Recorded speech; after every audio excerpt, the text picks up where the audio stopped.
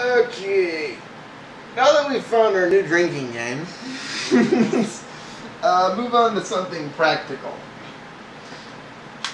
I don't know if this problem is going to be fixed in the RC that is now shipping for Windows 7.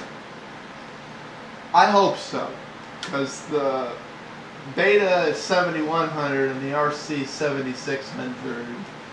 But there is a flaw in Windows 7. It's not 100% flaw, but when you do certain things that screw around with network settings like the home group or user controls, or you like turn stuff off, there's different things that trigger this. But this weird error happens. And you can't reproduce it with regular consistency, so I don't know if Microsoft can actually fix it. What happens is, all administrative rights for the machine get deleted. Yeah. As a result of which, if you try and access your hard drive, or really anything but your user files, you find access denied. And there's no way around this. You can't go run something to fix it. It's access denied. If you're trying to run anything, it can't find it because it's in the C:\Windows directory, which it can't access because it can't access the C drive. You can't change any settings. You can't undo the setting you changed to fix it because you no longer have administrative rights. Yeah. This is a really fun problem. And I found all these fixes for it online. They talk about going in the registry and so forth. And when it did it on my machine, none of them worked. Yeah. But I remembered there's a way to give yourself rights to files in Windows. So I'm going to remind everyone how to do this, because my guess is you haven't done it for a while. If this happens to you,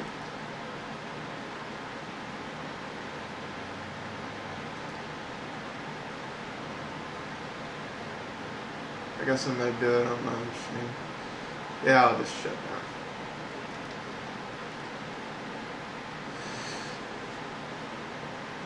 You have to reboot into safe mode. For those of you who don't remember how to boot into safe mode, it's real easy.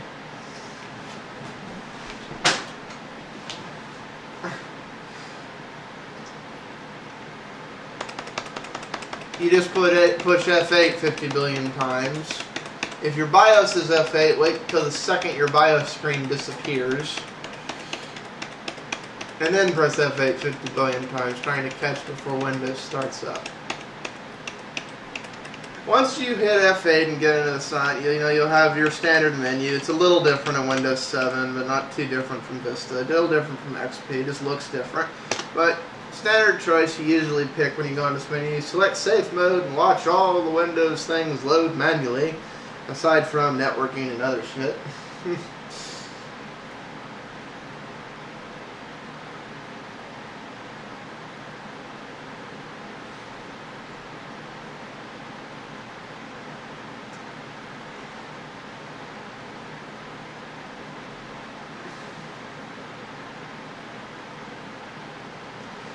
When it finishes, you'll be logged in.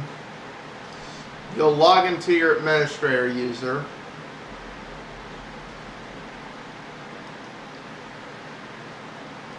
And you'll go to computer. And you'll find your C drive. Yeah. Now, you'll still be locked out of it if you've triggered this error. So you right click on it and go to Properties.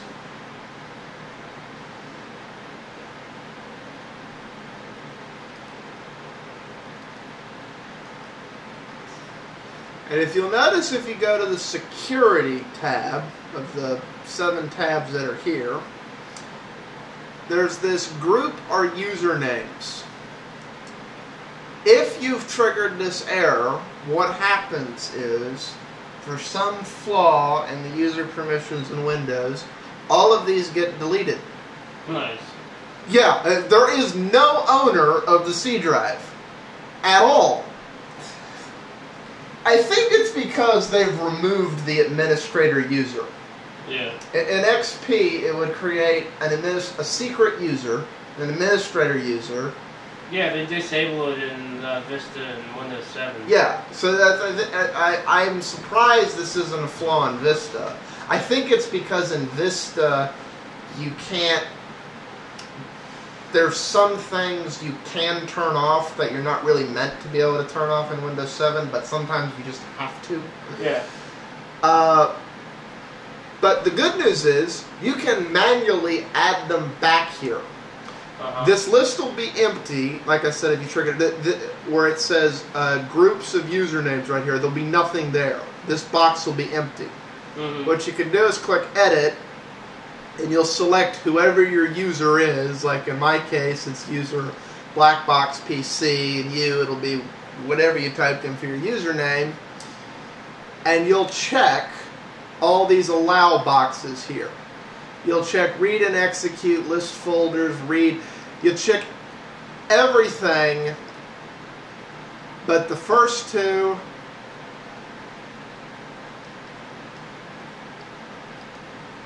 You'll check everything except the last one, special permissions. You can go ahead and give yourself special permissions.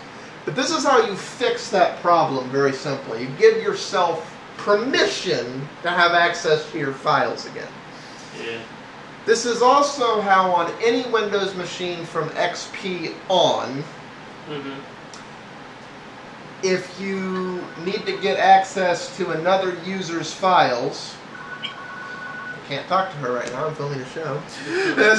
You need to get access to any user's files, you boot into safe mode and you give yourself access to if you're an administrator, you have access to any user's files, whether you have access to those files or not. Yeah. This is why once you have physical access to the machine, all bets are off. But now you know how to fix this problem. Now you know how to grant permissions if you need them. I'm reminding everyone, because the first time somebody can't get in their C drive, they're going to go nuts. Let's go ahead and restart this machine.